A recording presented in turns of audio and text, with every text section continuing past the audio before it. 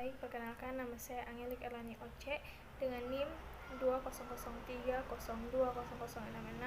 semester 1 kelas C Administrasi Bisnis Fakultas Ilmu Sosial dan Politik Universitas Nusa Cendana Kupang. Kali ini saya akan membahas materi dari tugas sosiologi review buku 14 dengan judul buku Perspektif Sosiologi, pengarang James M. Henslin, penerbit Person Education, tahun terbit 2017 dan jumlah halaman 648. Berikut pembahasannya. Pada penjelasan 1.1 menjelaskan mengapa sejarah dan biografi sangat penting untuk sosiologi perspektif. Sosiologi menawarkan pemandangan kehidupan sosial yang menakjubkan. Perspektif sosiologi atau imajinasi membuka jendela ke dunia-dunia non-familiar dan menawarkan pemandangan baru pada dunia yang sudah dikenal. Penulis mengatakan bahwa dalam teks ini Anda akan menemukan diri Anda berada di tengah-tengah Nazi di Jerman dan pejuang di Amerika Selatan. Sosiologi itu luas dan perjalanan Anda bahkan akan membawa Anda ke sebuah kelompok yang tinggi. Penulis menikmati mengamati lain kelompok dan mempertanyakan asumsi penulis sendiri tentang kehidupan penulis yang sangat berharap hal yang sama terjadi pada Anda. Melihat konteks sosial yang lebih luas, perspektif sosiologis menekankan pada konteks sosial di mana masyarakat hidup.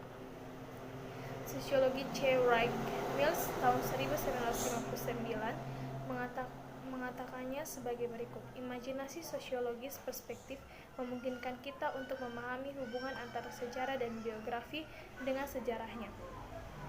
Mills mengartikan bahwa setiap masyarakat berada dalam arus peristiwa yang luas. Hal ini memberikan setiap karakteristik khusus pada masyarakat, seperti gagasannya tentang peran apa yang tepat untuk pria dan wanita. Dengan biografi, Mills merujuk pada pengalaman dalam latar sejarah tertentu yang memberi orientasi hidup. Singkatnya, Anda tidak melakukan apa yang mereka lakukan karena Anda mewarisi beberapa mekanisme internal seperti insting. Sebaliknya, pengaruh eksternal pengalaman Anda menjadi bagian dari pemikiran dan motivasi Anda. Pada penjelasan 1.2 menjelaskan tentang mengetahui fokus dari masing-masing ilmu sosial. Sebagaimana manusia saat ini memiliki keinginan kuat untuk mengungkapkan misteri di sekitar mereka, begitu pula orang-orang di zaman kuno.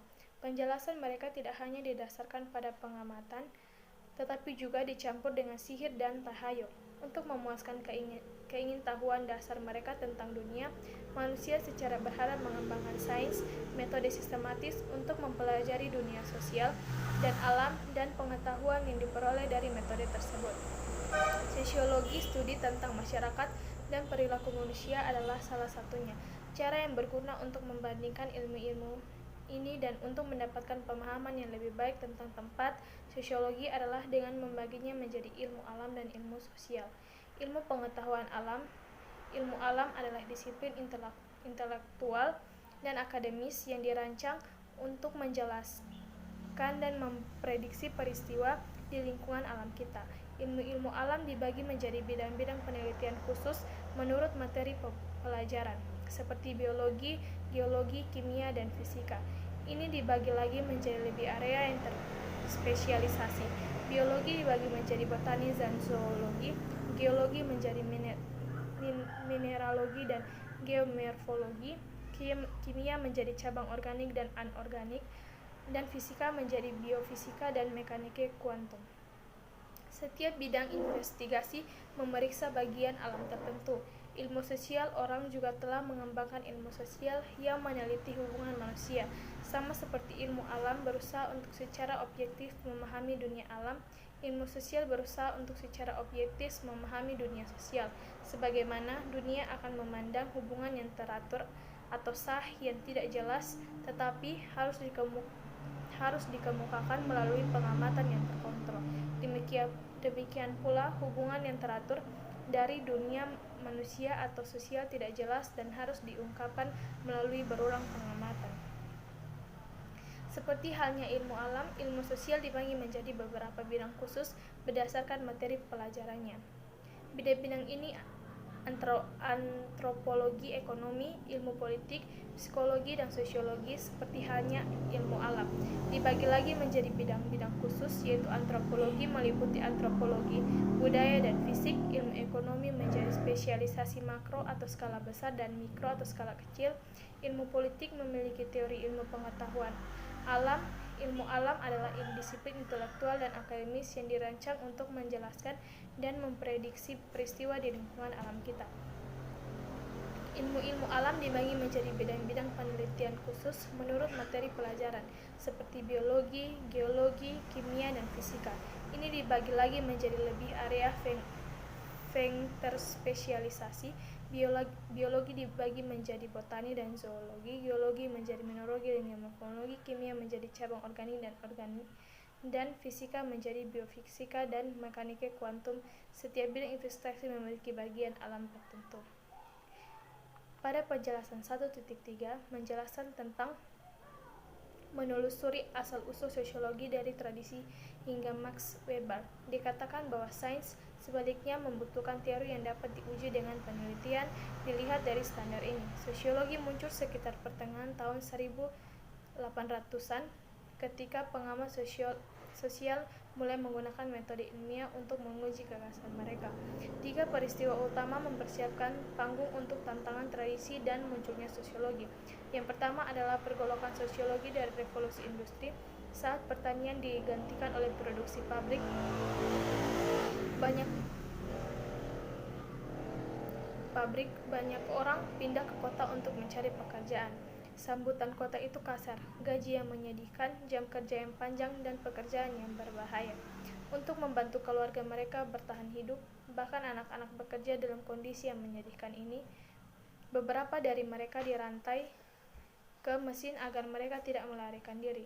Dengan ikatan mereka dengan tanah rusak dan dunia mereka terbalik. Orang tidak lagi dapat mengandalkan tradisi untuk memberikan jawaban atas pertanyaan-pertanyaan sulit dalam hidup. Yang kedua adalah pergolakan sosial dan revolusi politik Amerika dan Prancis. Revolusi menyapu tatanan sosial yang ada dan bersama mereka jawaban yang telah mereka berikan. Sebelum periode ini, tradisi ini telah berkuasa.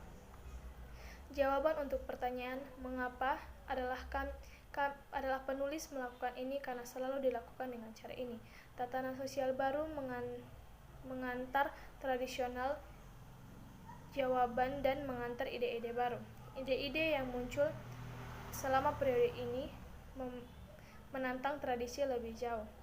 Yang sangat kuat adalah gagasan baru bahwa setiap orang memiliki hak yang tidak dapat dicabut. Ide ini terbakar sedemikian rupa sehingga orang-orang telah mati karenanya.